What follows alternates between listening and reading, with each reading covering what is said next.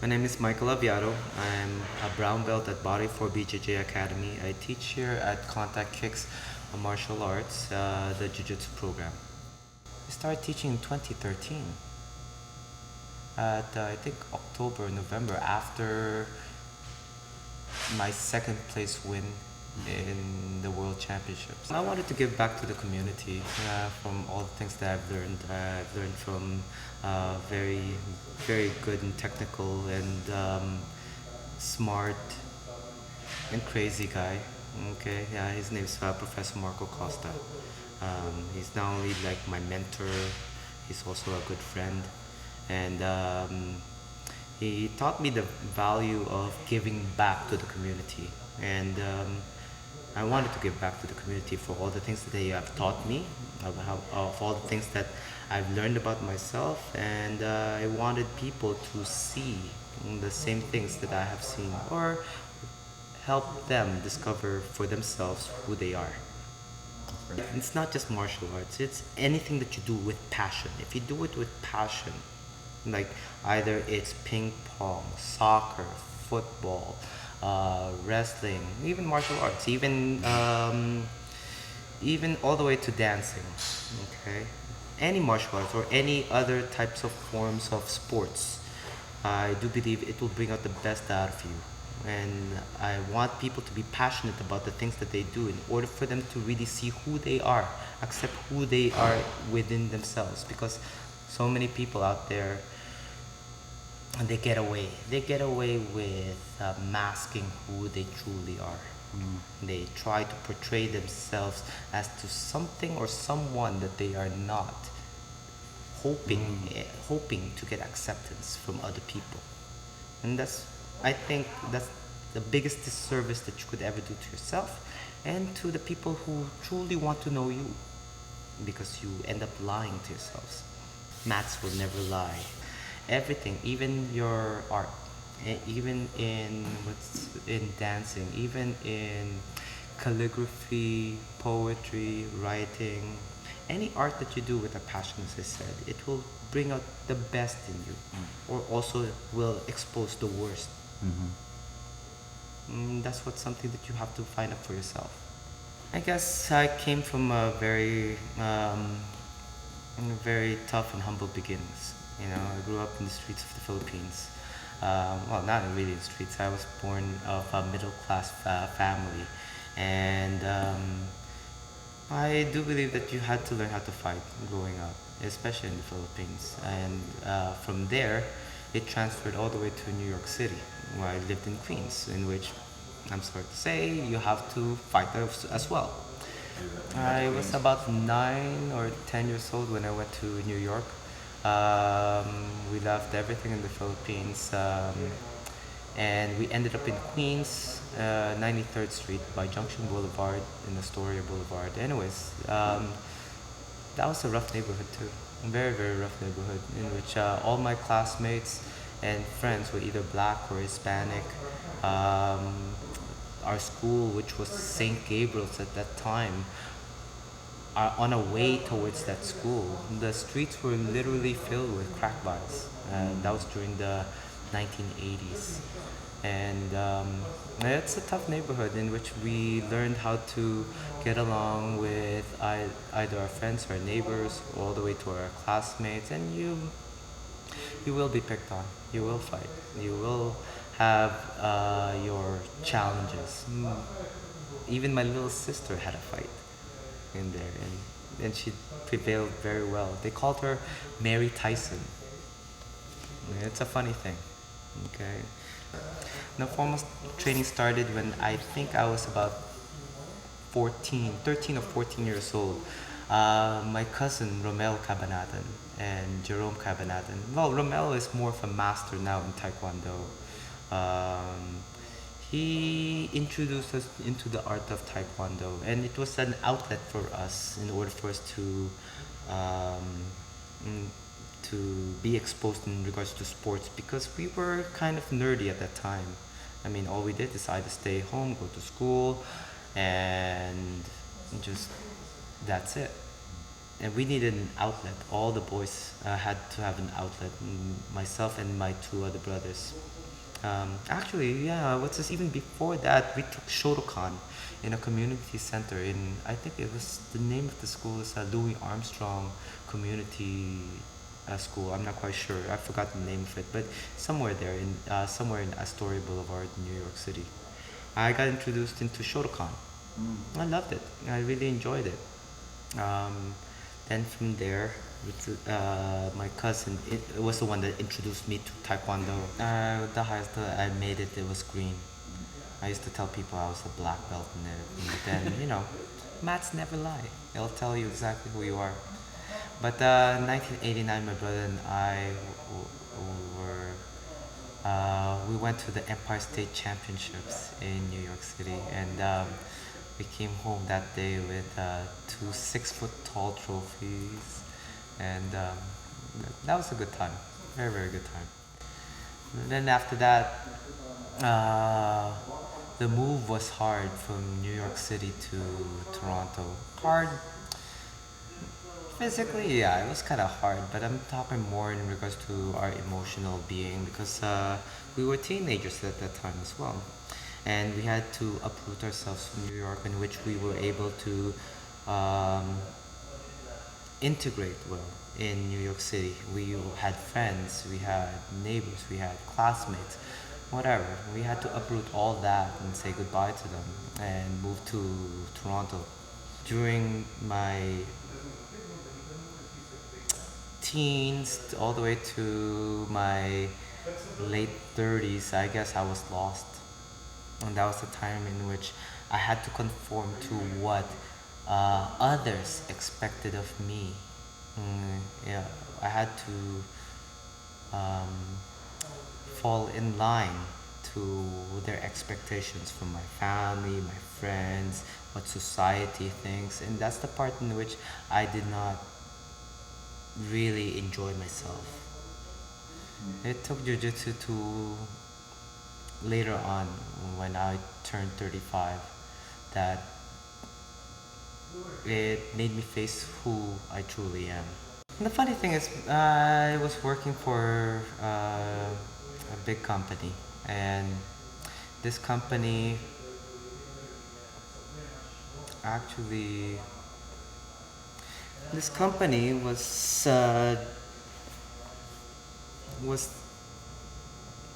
I guess it's a double-edged sword in which it gave me something that I needed, and yet it took away my freedom, and that's something that I did not like. And on my way home, coming home, I would always pass this small martial arts school with a taekwondo program, and it said jiu-jitsu whatever on it, right? And I decided one day to try it out. And so I went in, and here I am. I was about 100 and close to 170 pounds for my size, which is 5'2". I thought I was pretty built. I thought I was okay, but I was smoking about 3 to 4 packs a day at that time. I would drink heavily as well during the weekends, and I thought I was in pretty good shape. I did not last 3 minutes on the ground. I did not last 3 minutes in regards to the workout. And it made me realize how weak I truly am. But it did start a fire inside me. I really enjoyed exactly what I was doing. I remembered watching back in 1992 how Jiu-Jitsu prevailed compared to all the other martial arts.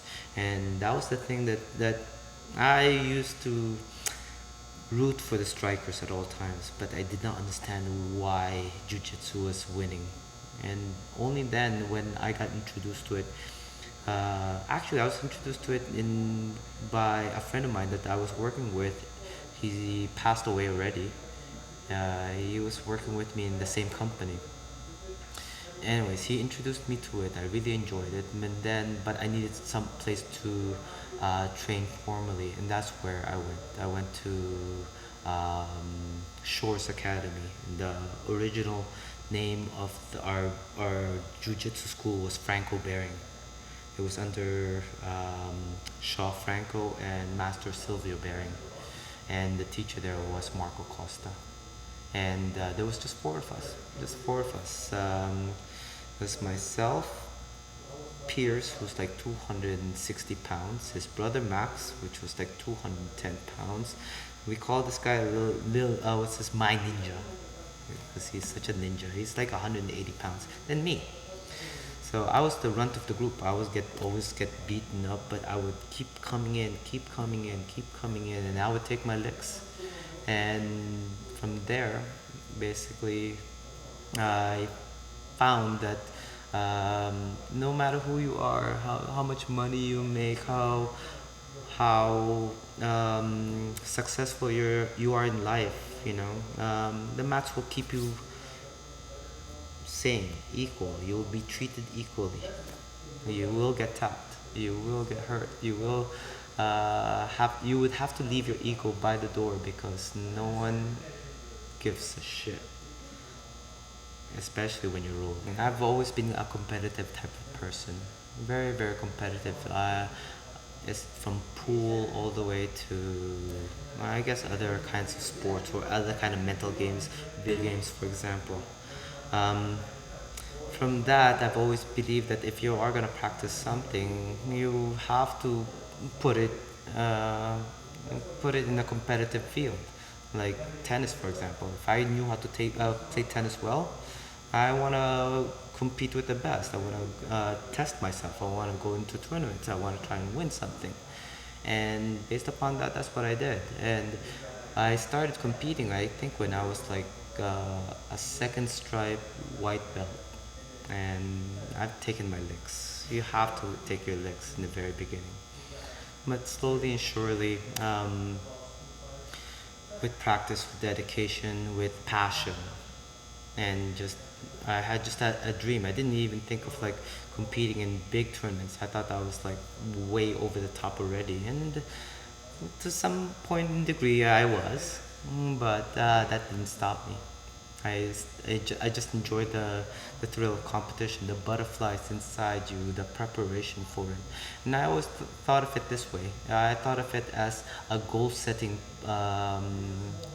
It's a goal setting practice. You put a goal out there, or you put some kind of fear inside you, such as a tournament is gonna come up down the road. What are you gonna do? Are you gonna wait uh, for it, or are you gonna do something to prepare for it?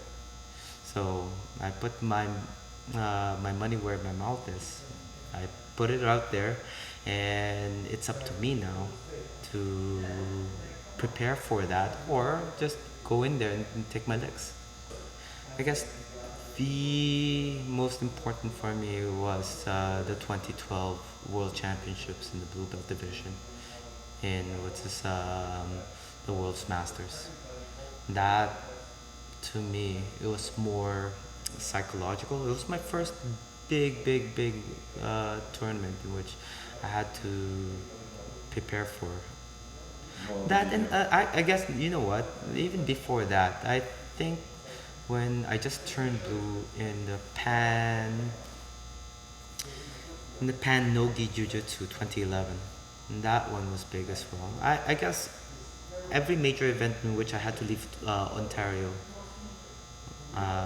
was something that I really cherished and believed in. Because the 2011, I remember I had to be 121 pounds. I took the bus from Toronto by myself to New York City, and during that time I think I must have gained about 8 or 9 pounds. So I went to my sister's house in New York City, and I was weighing 128 or 129. I had to go lose about 8 pounds in one night.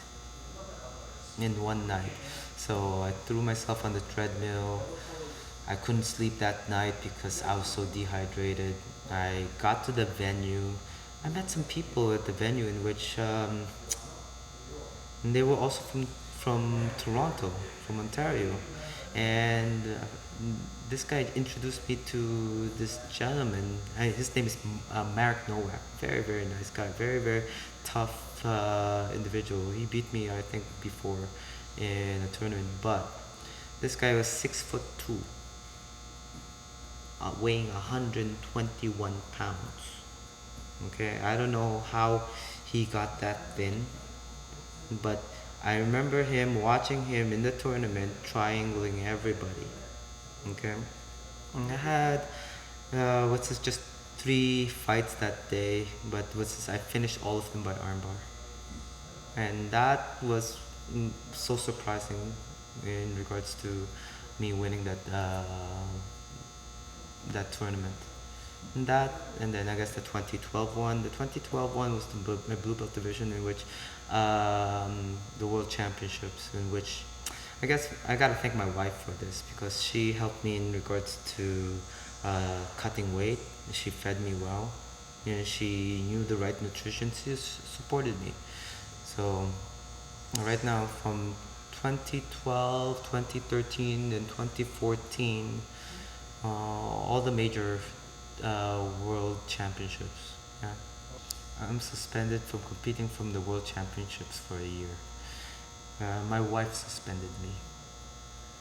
Okay, she suspended me so for me to take care of our brand new lovely lady, lovely little baby, Ariel, and that's, I guess that's a moment I'm really really proud of, more proud of than my championships, my medals, whatever it is, because it's all, as much as it is an ego thing in regards to winning those medals, it's more like a test for myself, you know. I want to see how good I can be, and the only way for me to do that is to test myself with the best in the world. In regards to jiu-jitsu, I'd be happy if I just make it into black belt and just continue giving back to the community. I have no aspirations in regards to opening up a school, or I just don't mind. I would just like to continue practicing. I'd still like to compete, even up to the black belt level. I still want to compete at the world stage. I still want to be able to pass on the knowledge that I learned to other people as well. You really have to find a good school. Yeah, you have to have a good group of people, a community that would be able to help you, or to foster you into learning something as difficult as jiu-jitsu, because it could be daunting. It's not pretty.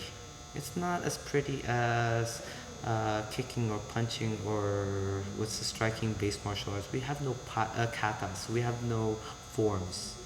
Mm, but if you are actually passionate about it, you will see the beauty. You will see the the forms of it. You'll see how other Japanese-based martial arts translates into jiu-jitsu, because it did start from Japan, and that's something um, that I believe that this is why jiu-jitsu is eternal.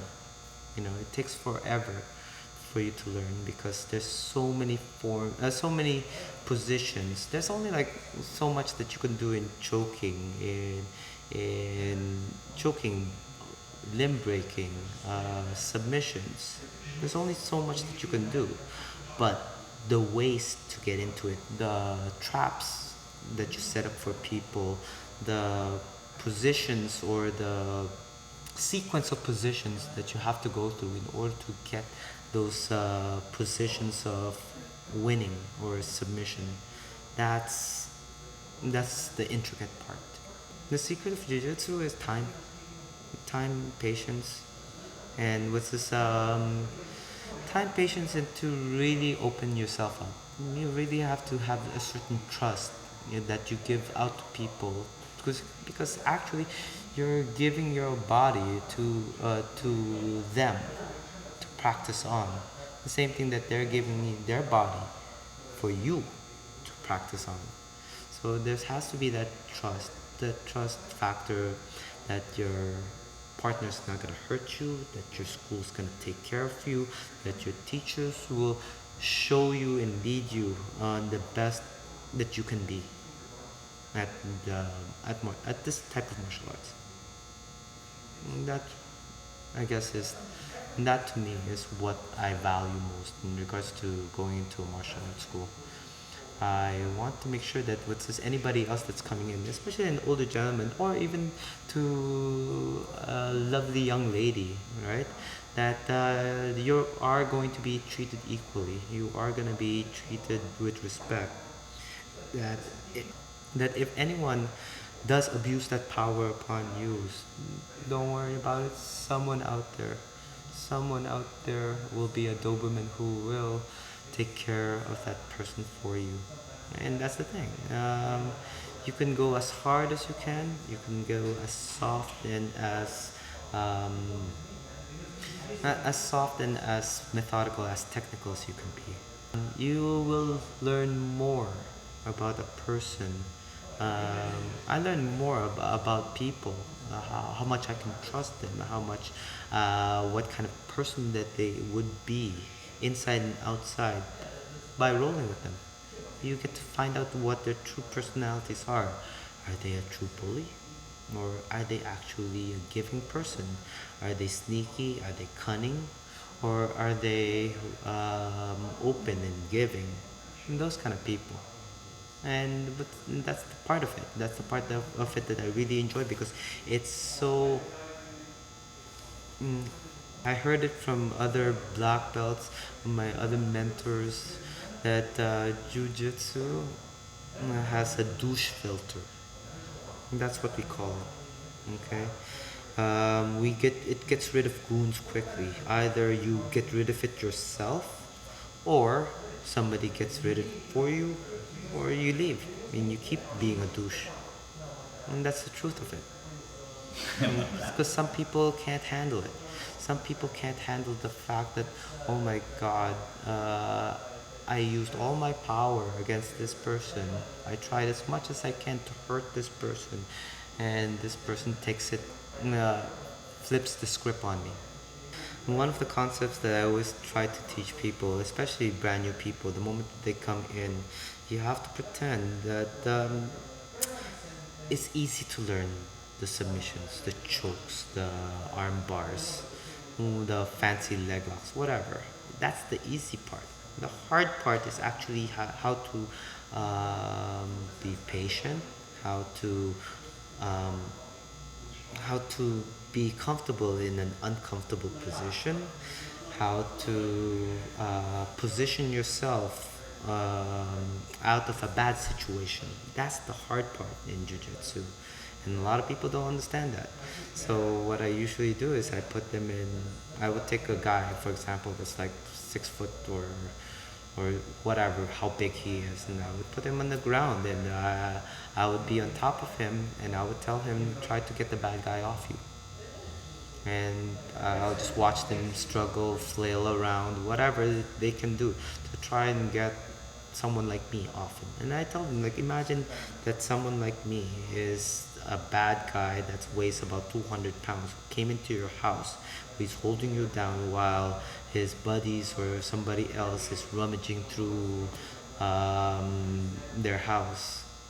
And that's the truth of it. And because basically, you're trying with jujitsu, you're trying always either to control the situation, or with this neutralizing the position as fast as possible. And that's what jujitsu does. And be honest with yourself. You have to be honest with yourself.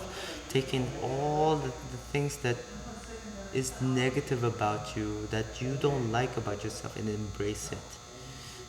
Because if somebody, I've heard this so many times, how can you expect other people to love you if you don't love yourself?